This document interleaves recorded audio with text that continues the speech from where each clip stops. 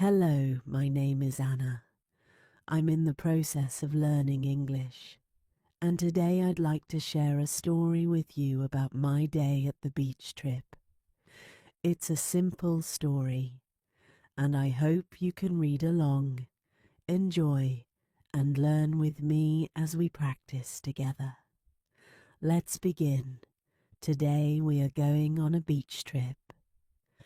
I've been looking forward to this day for weeks. The sun is shining, the sky is clear, and I can already feel the excitement bubbling inside me. I woke up early this morning, packed my bag with all the essentials: a towel, sunscreen, a hat, a bottle of water, and my notebook, and double-checked to make sure I didn't forget anything. I brought my notebook because I wanted to practice my English by writing about everything we did today. Writing helps me remember new words and phrases, and I thought the beach would be the perfect place to find inspiration. I met my friends at the bus stop: Maria, Jake, and Lisa. Maria loves swimming and is always the first one to jump into the water. Jake is the sporty one in our group, always ready for a game of volleyball or soccer. Lisa is creative and amazing at building sandcastles. She can turn a pile of sand into a masterpiece. We were all so excited that we couldn't stop talking and laughing. I tried to use as much English as I could, even though I sometimes struggled to find the right words. My friends were so kind and helped me whenever I got stuck.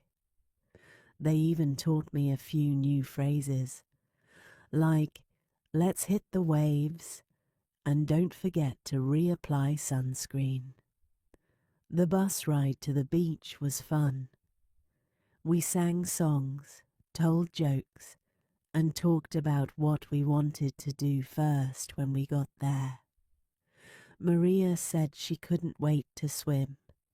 Jake wanted to play volleyball, and Lisa was excited to build sandcastles.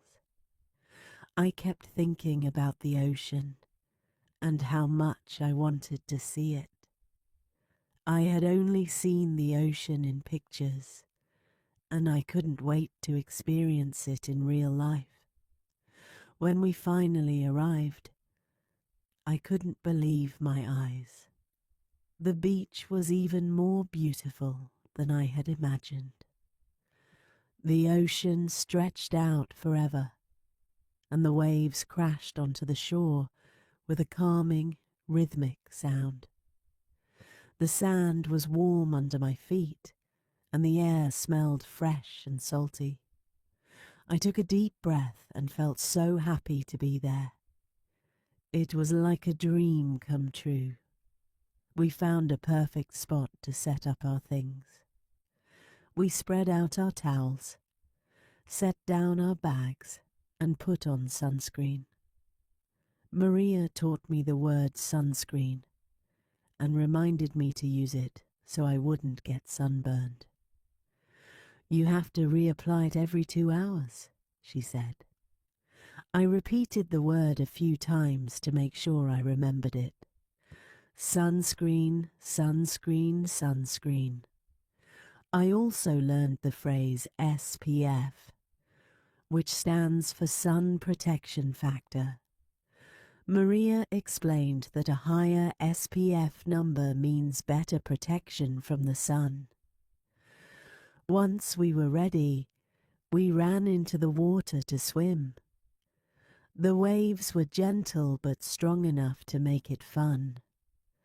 I learned the word waves as I watched them rise and fall.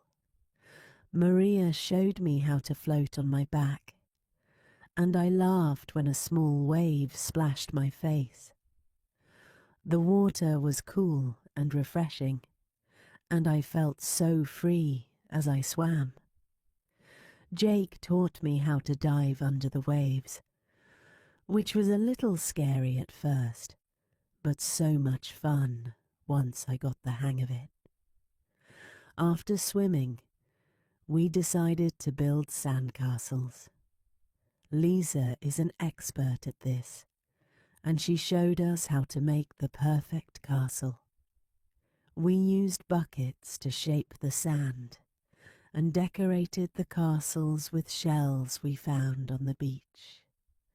I learned the word shells as I picked up a pretty white one. "Look at this shell," I said, holding it up for everyone to see. Jake found a bigger one and joked that it was a treasure. We even found a small crab hiding under a rock, and Lisa told me the word for it: hermit crab. I wrote all these new words in my notebook so I wouldn't forget them. When we finished building sandcastles, we played volleyball.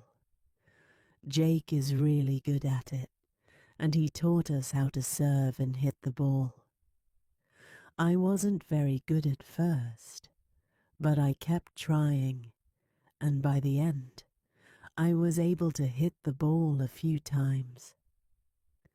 We laughed a lot, especially when I accidentally hit the ball into the water.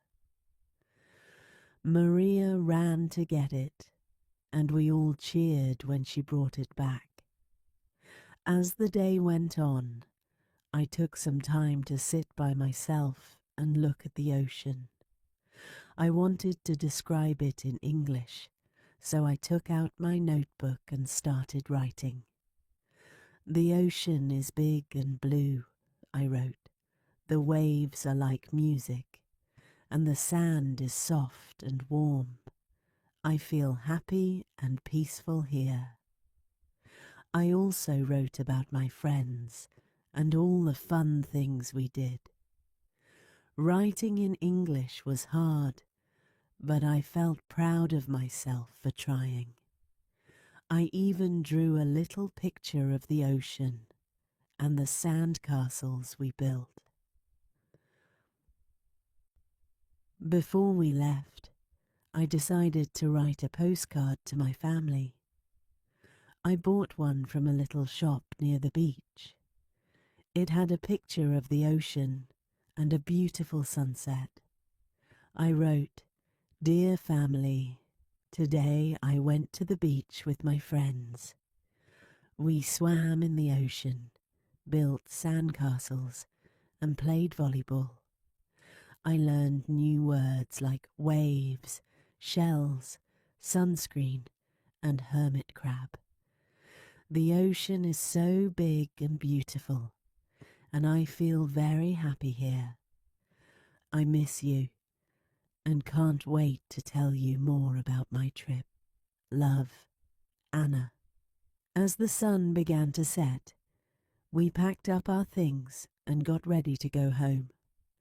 The sky turned orange and pink, and the ocean sparkled in the fading light. I felt a little sad to leave, but I knew I would always remember this day. On the bus ride home, I thought about everything I had learned. Not just the new words, but also how to describe my feelings and experiences in English. I realized that practicing English didn't have to be boring or difficult. It could be fun, especially when I was doing things I enjoyed with my friends. When I got home, I showed my family the postcard and told them all about my day. They were so proud of me for using my English, and I felt proud of myself too. That trip to the beach was more than just a fun day out. It was a day of learning, growing, and making wonderful memories. This expanded story is designed to help English learners practice vocabulary, grammar, and conversational skills in a relatable, everyday context. It includes detailed descriptions of activities, emotions, and interactions, making it ideal for language learners who want to improve their writing, speaking, and listening skills. By following Anna's journey, learners can see how English can be used in real-life situations and feel encouraged to practice their own skills in a fun and engaging way.